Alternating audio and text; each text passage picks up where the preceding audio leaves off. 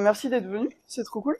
Le but aujourd'hui, c'est qu'on parle de faire de l'IA, mais à l'intérieur des produits. Donc pas pour nous aider à transformer des choses et pour nous aider à travailler, mais vraiment pour l'intégrer pour nos clients finaux, que ce soit des clients internes ou des clients externes. Vraiment, on parle d'intégrer l'IA à l'intérieur des produits. En gros, moi, je bosse dans une boîte, c'est le petit slide son part. Du coup, je bosse dans une boîte qui s'appelle Imaya, qui est spécialisée dans la data et dans l'IA. Donc, mes collègues au quotidien, c'est des personnes qui implémentent de la data et de l'IA. Mais je viens pas de ça à la base.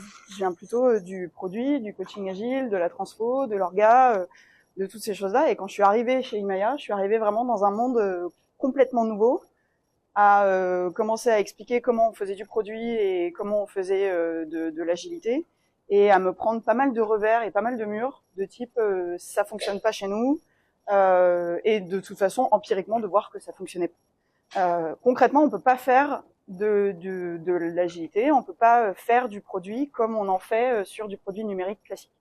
Ça ne fonctionne pas, on se casse les dents, on part dans des POC infinis qui durent 6 mois, qui vont jamais en prod. On dépense des centaines de milliers d'euros à faire des trucs qui servent à rien. Voilà, la réalité de faire de l'IA dans des produits aujourd'hui, c'est pas mal ça. On commence légèrement à en sortir, mais c'est vraiment tout doucement. Donc quand je suis arrivée là-dedans, n'importe quoi. Quand je suis arrivée là-dedans, ça marche pas. Très bien. Je me suis rendu compte que la problématique numéro 1 de ces sujets-là, c'est l'incertitude. Et je crois que Jürgen Appeler en a parlé hier, du côté complètement imprévisible de l'IA de manière générale, et du fait qu'il faut accepter qu'il y a un côté extrêmement imprévisible. Alors on va pas forcément l'accepter à 100%, je vais essayer de vous donner les clés que moi j'ai pu avoir au fur et à mesure de gestion de projets d'IA et de GenAI, si ça vous va. Mais c'est quand même le point central et un peu le nerf de la guerre, c'est gérer l'inconnu et gérer l'incertitude.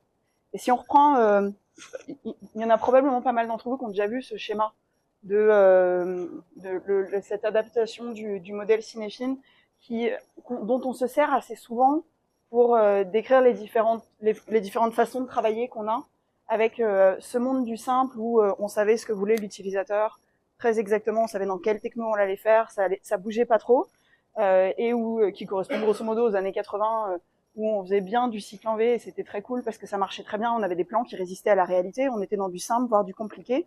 Ça veut pas dire que les choses sont faciles, ça veut juste dire que si je les pose suffisamment longtemps, je peux avoir un plan bien et qui va résister à la réalité.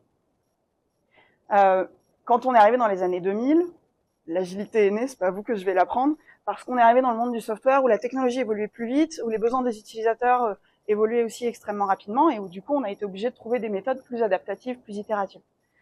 Et il y avait aussi le Lean Startup, qui a été créé plutôt pour des startups dont la vision change tout le temps. Enfin non, la vision, c'est probablement peut-être un peu le truc qui reste à peu près stable dans une startup, mais la stratégie change derrière, les produits pour mettre en place cette stratégie, tout ça, ça change. Et ça change extrêmement vite. Et donc on est plutôt dans le monde du chaos, où la majorité de ce qu'on rencontre est inconnu, et où je dois être en capacité de pivoter un peu à n'importe quel moment, tout en assurant la viabilité de ma boîte. Et je vous donne en plein dans le mille, l'IA, c'est là. On est en plein ici, c'est-à-dire que on est dans un monde qui technologiquement évolue extrêmement vite. On a des nouvelles technos qui arrivent tous les jours. Moi, je donne des formations d'utilisation de l'IA et de création d'agents, etc. Quasiment à chaque formation que je donne, je dis à quelqu'un non, ça tu peux pas trop le faire en IA, et il y a son voisin qui me dit bah si, regarde, je viens de le faire. Ah zut. Parce qu'en fait, ça change toutes les semaines, que OpenAI, il release des trucs toutes les semaines, que tous les acteurs du domaine release des trucs toutes les semaines. Ça change sans nous prévenir, et ça remet un peu tout en cause. Et du coup, les usages et les cas d'usage qu'attendent les utilisateurs changent aussi extrêmement vite, parce que les innovations d'hier sont les attendus de demain. Parce que tout le monde l'utilise au quotidien, parce que c'est extrêmement, il y a une énorme hype autour de l'IA de manière générale. Et donc, on se retrouve dans des situations où hier, quelque chose semblait complètement impossible, ou c'est vraiment pas le fort de l'IA, et aujourd'hui ou demain, c'est quelque chose que les utilisateurs s'attendent à trouver dans votre produit. Juste petit disclaimer, je veux juste m'assurer qu'on parle tous de la même chose. Moi, quand je parle d'IA, je parle de ça. La GenAI, quand on parle de ChatGPT, etc., c'est un tout petit sous-ensemble de l'IA. Moi, quand je parle d'IA, et aujourd'hui dans ce talk, je vais vous parler de tout ça.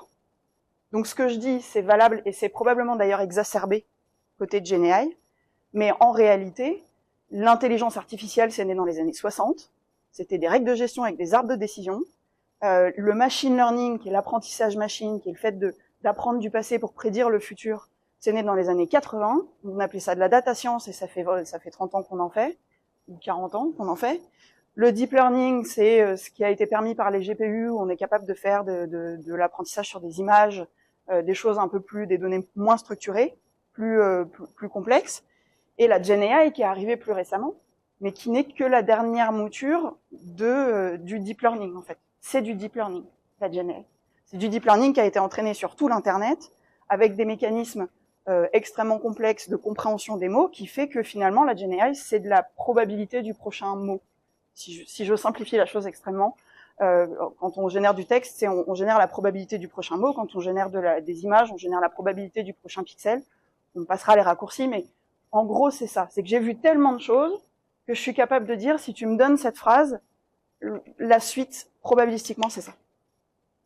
Mais ça reste du deep learning. Donc ça reste de l'IA. Et moi, quand je vais parler d'IA dans ce talk, je vais parler de tout ça. C'est OK pour vous? OK, donc je reviens à mes moutons. On a dit, l'IA, aujourd'hui, elle évolue tellement rapidement, et les usages évoluent tellement rapidement qu'on est dans ce monde du chaos, qui est un monde dans lequel on a quand même pas mal de mal à gérer. L'agilité, on sait faire, le monde du complexe, on sait faire, on est tous habitués à le faire, c'est pour ça qu'on est là aujourd'hui, c'est un peu notre métier. Par contre, le monde du lean startup, c'est un monde qui pivote constamment, et dans les grandes entreprises, on a une espèce d'impossibilité de fit culturelle sur de la gestion de produits en lean startup. Ça matche pas. Donc, faut qu'on réussisse à revenir un petit peu à ce monde du complexe, et pour ça, il faut réussir à faire baisser l'incertitude. Donc, c'est ce qu'on va essayer de faire aujourd'hui, c'est qu'on va regarder l'incertitude sur tout le cycle vie du produit, et en réalité, il y en a vraiment à toutes les étapes, depuis la discovery, depuis l'idée, jusqu'à la mise en prod. Vous avez de l'incertitude qui s'intègre partout et qui est spécifique à l'IA. Et donc, on va essayer de regarder à chaque étape quel degré d'incertitude est-ce qu'on a, d'où est-ce qu'elle vient cette incertitude, et comment est-ce qu'on peut essayer de la débunker, si vous voulez. On commence par la discovery. Résumons très simplement la discovery. On va essayer de s'assurer qu'on a de la valeur, on crée de la valeur utilisateur, valeur organisationnelle, les deux. Et on va s'assurer qu'on a un certain niveau de faisabilité. Pourquoi? Pour s'assurer que y a un ROI derrière quand même. Donc tant c'est faisable que c'est faisable pas trop cher et pas trop risqué, histoire que je puisse m'en sortir avec un ROI intéressant. Et notre objectif, ça va être d'essayer de trouver un truc un peu entre les deux. Donc on va essayer de trouver notre union de notre diagramme de Venn là. Il se trouve que quand on fait de l'IA, cette union, elle est assez difficile à trouver pour pas mal de raisons. Déjà d'un point de vue valeur, les opportunités réelles de où est-ce qu'on peut aller chercher de la valeur, elles sont assez obscures. D'abord parce que ça change tout le temps, mais aussi parce que les personnes sont assez peu acculturées à l'IA. Ils savent pas, ils ont cette vision de ce qu'on dit de ChatGPT, mais entre la vision de ce qu'on dit de ChatGPT et la réalité de ce qu'elle y a, de ce que ça peut faire, de ce que ça peut pas faire, et c'est quoi les prix et c'est quoi les risques, il y a un monde, il y a un fossé énorme. Donc il faut réussir à obtenir ces opportunités qui sont au plus proche du métier qui ne connaît pas et qui ne comprend pas l'IA. Deuxième sujet qui impacte beaucoup, c'est la faisabilité technique. C'est très compliqué de faire de l'IA, en particulier de la GenAI, à l'intérieur des produits. Il y a un côté où on fait 60% du chemin en 2 heures et après on met 2 ans à faire le reste du chemin. Donc la faisabilité technique, elle est jamais garantie et c'est très complexe de l'évaluer en amont. De la même manière, la faisabilité fonctionnelle est très complexe à évaluer parce que il y a un côté les utilisateurs, ça leur fait peur, l'IA. On sait jamais s'ils vont aimer l'IA ou pas. Parfois ils adorent et parfois ils détestent. Dernier sujet, c'est de la valeur qui est complètement volatile. Parce qu'on est dans un monde chaotique, la valeur qu'on a pu identifier un jour avec une certaine faisabilité technique et fonctionnelle, potentiellement demain, c'est même plus valable. Et demain, j'ai même plus de garantie que ce que j'avais identifié comme de la valeur utilisateur qui plaît et pour lesquels ils sont prêts à payer, ça en a toujours. Des exemples de quoi? Oui, de valeurs qui changent. C'est les cas d'usage qui changent du jour au lendemain. Des choses où tu fais ma boîte GPT un jour et où le lendemain, en fait, ça a plus aucun sens parce que ton concurrent c'est OpenAI. Et donc en réalité, tous tes utilisateurs à l'intérieur de ta boîte, ils sont en train d'aller utiliser leur chat GPT perso et de mettre toutes les données de la boîte dedans. Et pourtant, il y a un an, tu avais identifié une vraie valeur dedans. Et il y a un an, t'as lancé tout un projet de ma boîte GPT. Et aujourd'hui, la plupart des boîtes sont en train d'en revenir de ça, malgré les énormes investissements qu'ils ont fait dedans. Et ça, c'est un truc que moi, je vois dans énormément de boîtes que j'accompagne et dans lesquelles je bosse.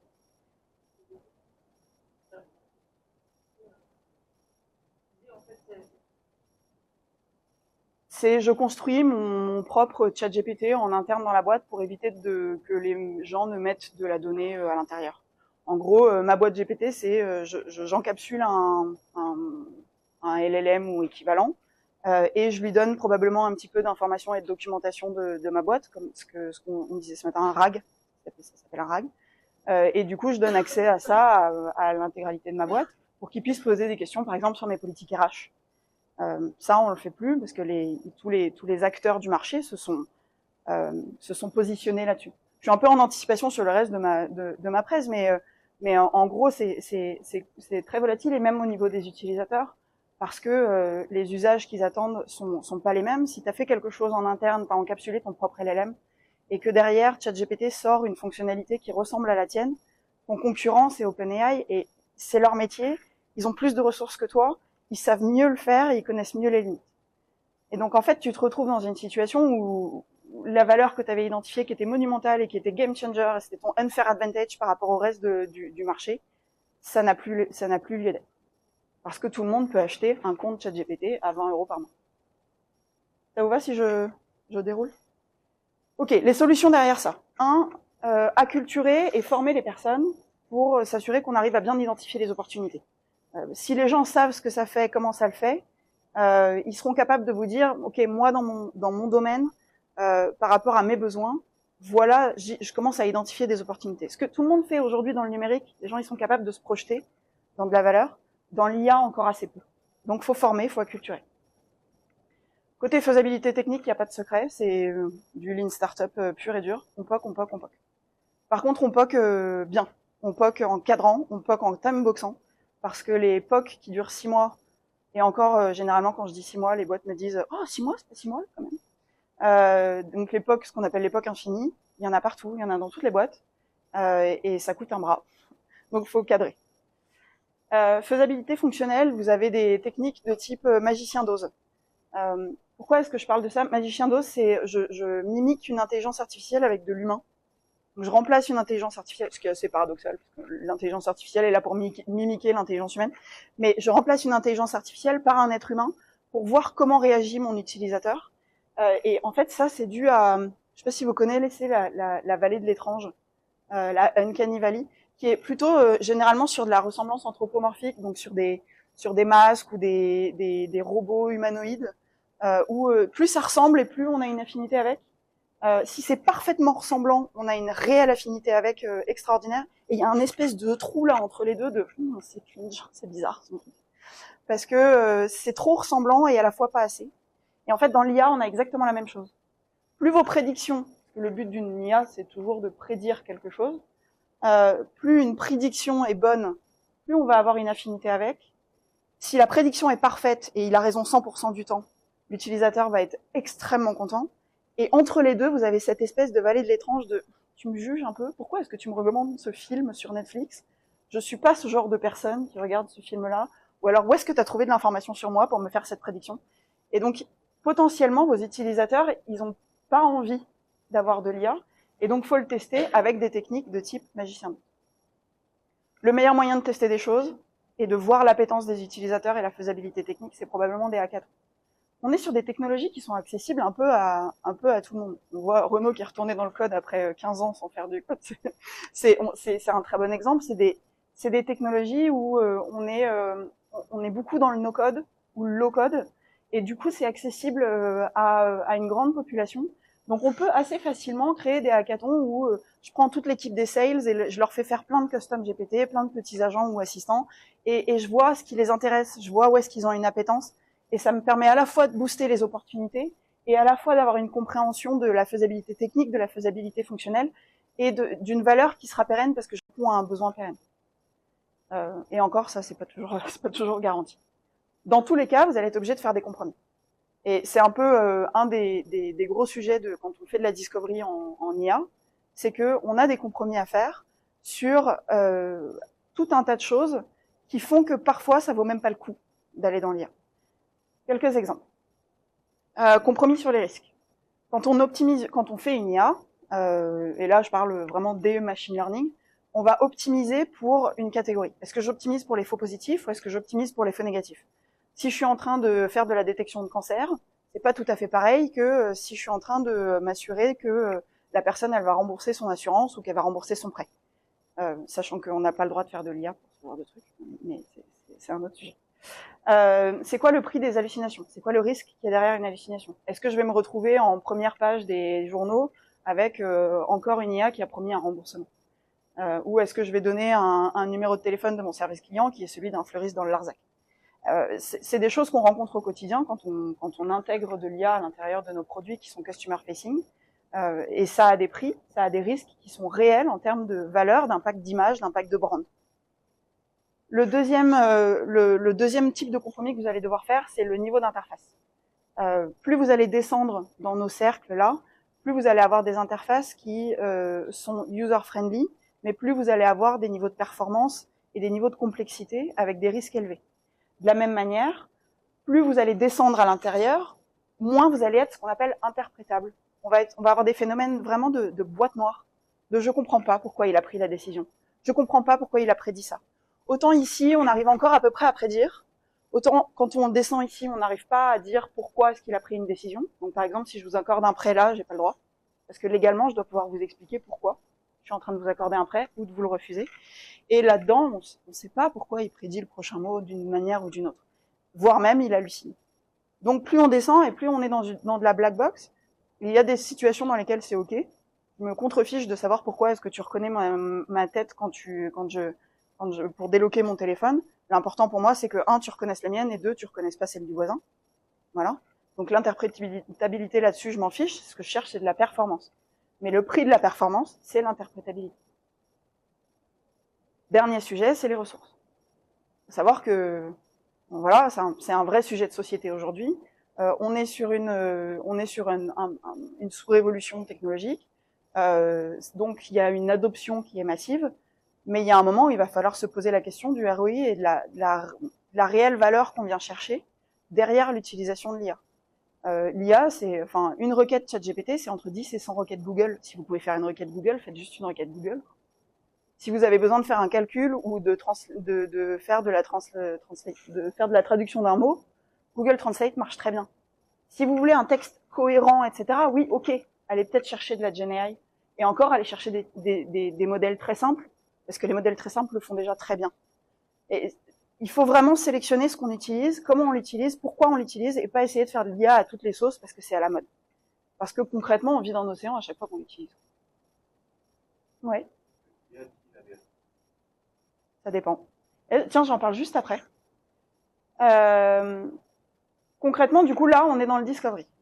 On a plein de choses déjà sur lesquelles il faut s'assurer que ça vaut le coup, qu'on est OK avec nos risques, on est OK avec la non-vérité, les hallucinations et les risques que ça représente. Donc c'est ce que j'appelle hallucination, le fait qu'ils disent pas toujours la vérité.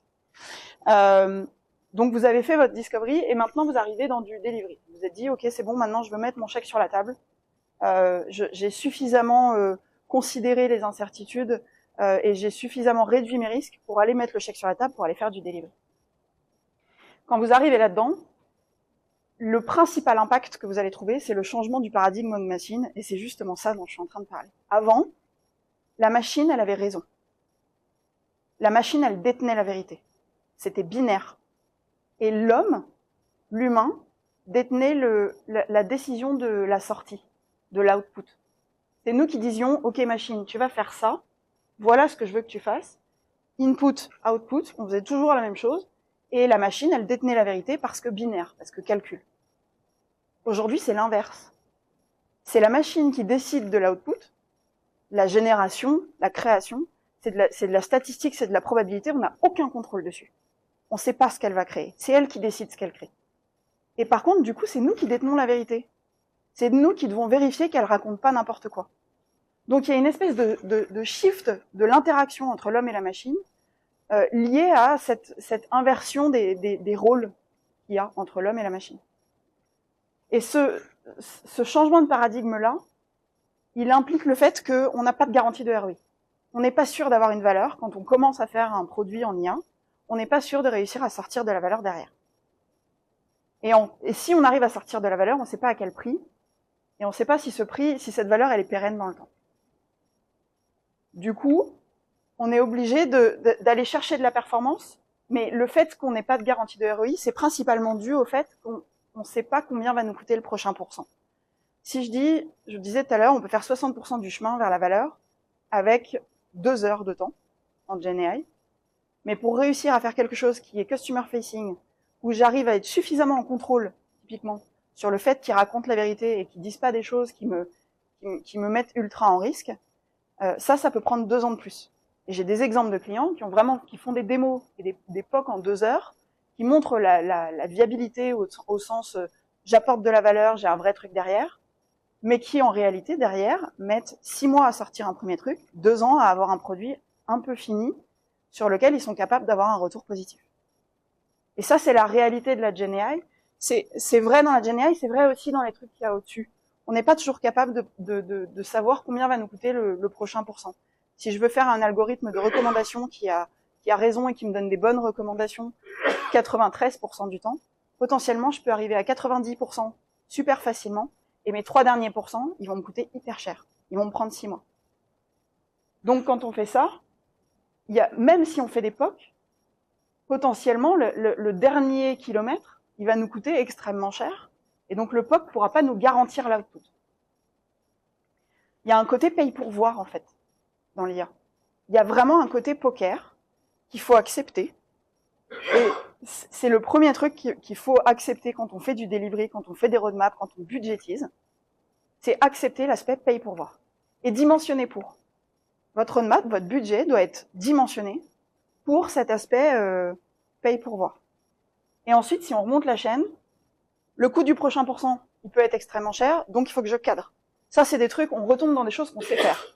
On fait des itérations rapides, on évalue constamment, on cadre nos POC, on timebox, on cadre le budget, on cadre tout.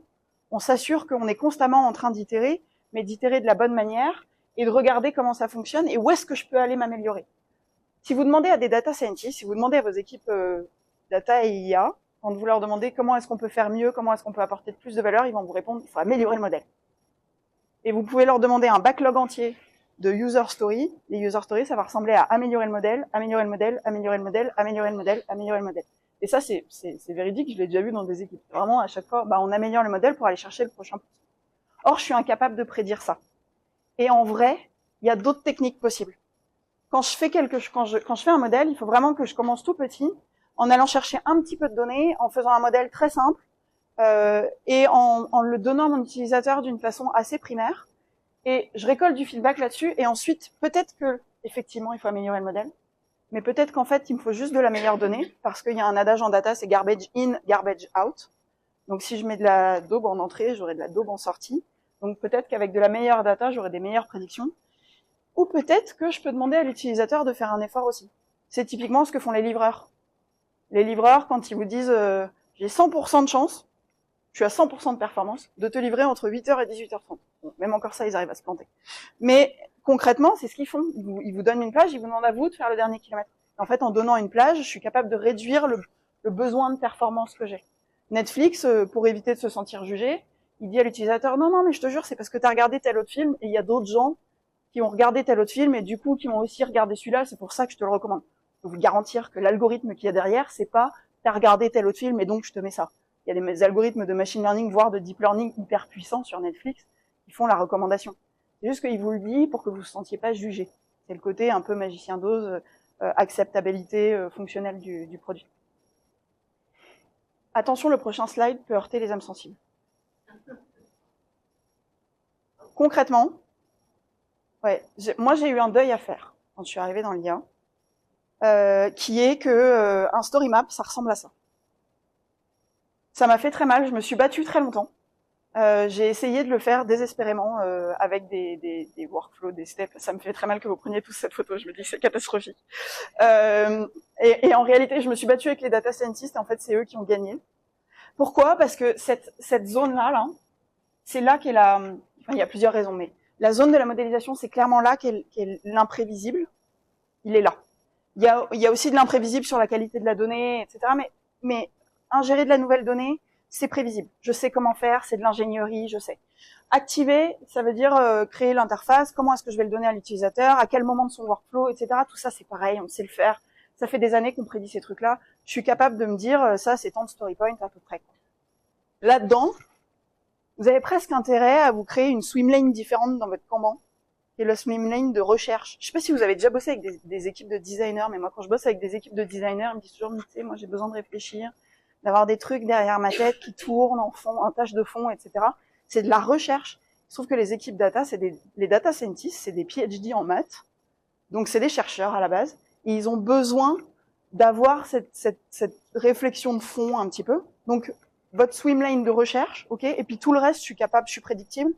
Et donc, je me retrouve à découper mes trucs comme ça et d'avoir des MVP qui viennent chercher des solutions à tous ces niveaux-là, où ceux-là sont prédictibles et où celui-ci, c'est vraiment un truc sur lequel je vais anticiper, faire de la recherche, ou très certainement que la modélisation de la V2, en réalité, je vais l'embarquer en V1, voire avant encore, etc. Où je vais embarquer mes POC là-dedans, je vais embarquer de la récolte de données parce que j'ai besoin de beaucoup de passés de données, où je vais vraiment anticiper des choses sur ces sujets-là. Ok. Je suis où sur mon temps? Sujet suivant, c'est le fait, comme on n'a pas de garantie de ROI, il faut qu'on soit constamment en train de mesurer notre ROI. Donc ça, normalement, vous le faites déjà, logiquement. Après, le ROI peut changer tout le temps, donc ce qui est hyper important, c'est d'aller chercher votre baseline. On l'a dit, l'IA, c'est beaucoup de ressources, c'est très cher, accessoirement, c'est volatile. Donc, si vous voulez aller faire de l'IA, il faut que vous vous garantissiez un ROI derrière. Donc, vous prenez votre baseline, et si vous n'êtes pas capable de faire mieux que l'être humain, bah, y allez pas. Pourquoi? Parce que, en fait, de la prédiction, je peux en faire avec du produit en croix. Si mon produit en croix, il est meilleur que l'algorithme de machine learning que je suis en train de mettre en place, bah, j'y vais pas. Voilà. Et si je peux faire plus simple avec un algorithme de machine learning qu'avec du deep learning et que j'ai quand même de la valeur, bah, je reste sur du machine learning. Et je vais pas plus loin et je creuse pas à l'intérieur de mes cercles là pour aller chercher plus de ressources et plus de complexité. Ça sert à rien. C'est vraiment du gâchis. Et malgré tout ça, vous avez établi votre baseline, mais le marché est tellement mouvant et les limites que vous allez devoir mettre pour être customer facing sont tellement grandes et tellement lourdes que vous allez quand même être obligé d'être constamment en train de revoir votre stratégie. Parce que OpenAI, encore une fois, c'est lui votre concurrent. Hugging Face, il sort des modèles, enfin, il met plein de modèles de machine learning et de deep learning à disposition de tout le monde en open source. Il y a énormément de choses qui évoluent extrêmement vite, qui font que potentiellement dans 3 mois, ça a aucun sens de développer votre propre produit. Donc vous devez constamment être en train de revoir, et c'est là où on revient vraiment sur le côté lean startup et complètement chaotique, c'est que potentiellement tous les 3 mois, vous êtes obligé de revoir complètement votre stratégie de make or buy, complètement votre stratégie produit tout court, ou votre stratégie business même. T'attends la sortie et tu le payes 20$ au lieu de payer tes développeurs 1 an et demi à entretenir. Pourquoi? Parce que le run porte aussi de l'incertitude. Et le run coûte également hyper cher. Il y a un truc inhérent à l'IA, qui est son obsolescence. Pas forcément de l'obsolescence programmée, mais c'est de l'obsolescence quasi garantie. Elle est due à plusieurs choses. La première, c'est ce qu'on appelle les drifts. Le monde change. Il se trouve que la prédiction avec de l'IA, c'est j'apprends du passé pour prédire le futur.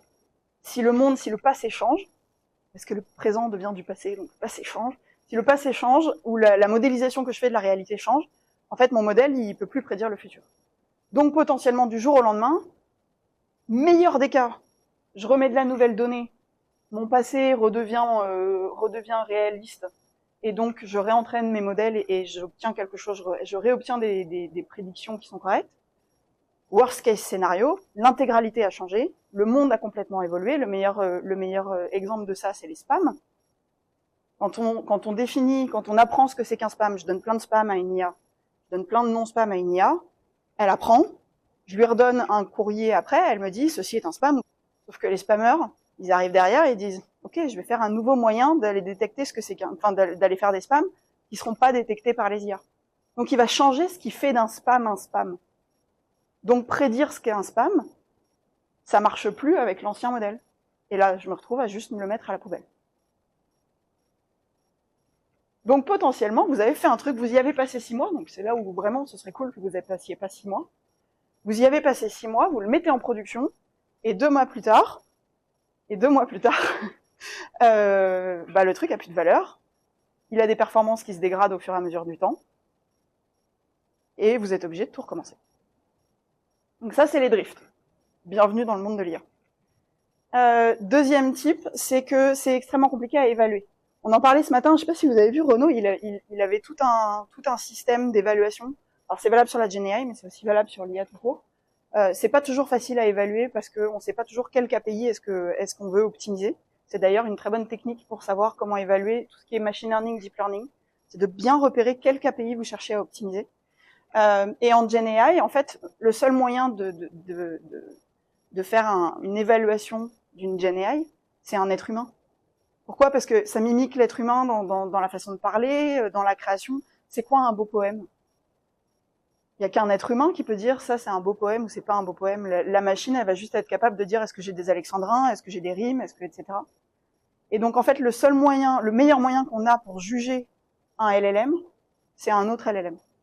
Donc il y a une observabilité qui est spécifique à l'IA qu'il faut mettre en place, qui coûte très cher, qui évolue elle-même et qui fait on a une évaluation qui est constamment changeante, mais sur laquelle il faut avoir une évaluation continue pour prévenir tous nos sujets de drift et d'obsolescence. Et si on utilise des LLM, on a aussi des dépendances externes, parce que vous n'allez pas développer votre propre LLM. Ça coûte 100 milliards de dollars. A priori, vous ne l'avez pas dans la poche d'entraîner un LLM. Il y a que les très grands de ce monde qui peuvent le faire. Donc, vous n'aurez jamais votre propre LLM que vous avez développé vous-même. Donc, vous êtes complètement dépendant des LLM que vous appelez. Donc, vous êtes obligé d'avoir des stratégies de fallback. Si mon LLM marche plus, je fais du modèle swapping, je vais changer de modèle, je vais aller chez Mistral ou je vais aller chez Anthropic. Ou alors, carrément, je vais faire du fallback sur du deep learning ou du machine learning. Du NLP classique, Natural Language Processing, ça on n'a pas besoin de LLM pour créer des phrases, des arbres de décision, des choses comme ça. Et je suis obligée de mettre en place ces stratégies-là, parce que malheureusement, OpenAI et compagnie, quand ils mettent à disposition un LLM, ils ont une surcouche autour, ce qu'on appelle un système prompt. Ils mettent une surcouche de ce que le LLM il a le droit de dire, comment il a le droit de le dire, etc. Et ça, ils peuvent le changer à tout moment, même si vous l'appelez en API. Et donc potentiellement, vous avez fait votre prompt, vous avez créé tous vos systèmes qui utilisent du LLM, et du jour au lendemain, ils ont juste changé le système prompt, ils vous ont pas prévenu, et ça casse l'intégralité de tout ce que vous avez fait. Voilà. Ce qui veut dire que vous êtes obligé de budgétiser sur le long terme. C'est pas juste je mets en prod, j'ai un site internet, j'ai fait mon site internet, je l'ai mis en prod, maintenant roule ma poule, je passe à autre chose. C'est pas comme ça que ça fonctionne. Vous êtes obligé de budgétiser sur la durée et vous êtes obligé d'être en constante veille technologique pour vous assurer que votre stratégie de make or buy elle est toujours valable et qu'il n'y a pas OpenAI ou Mistral ou Anthropic qui a développé un truc entre hier et aujourd'hui qui fait que au lieu de dépenser 100 000 € par semestre dans l'entretien de votre outil, en fait vous pouvez l'acheter pour 20 $ par mois. Si je résume, l'IA est imprévisible. Vous pouvez quand même faire des choses pour essayer de cadrer le bousin. D'abord, acculturer, former, pour comprendre ce qu'il y a derrière, comprendre comment ça marche. Du coup, vous comprendrez les limites, vous comprendrez ce que ça fait pas. Faites des POC, énormément de POC. Mais un POC, c'est réponse à une hypothèse. C'est pas un POC qui répond à 23 hypothèses différentes. Donc ça dure pas 6 mois. Acceptez que malgré les POC, vous êtes quand même en train de faire un pari. Il y a un côté paye pour voir. Du coup, faites très petit, mesurez au fur et à mesure. Ça, a priori, on sait faire, on est OK. Monitorez tout le temps et mettez en place plein de systèmes de contournement qui vont vous permettre d'assurer un niveau de service constant à vos utilisateurs. Et investissez sur la durée. Et dans tous les cas, soyez pas dogmatiques, parce que tout va changer dès demain. Voilà.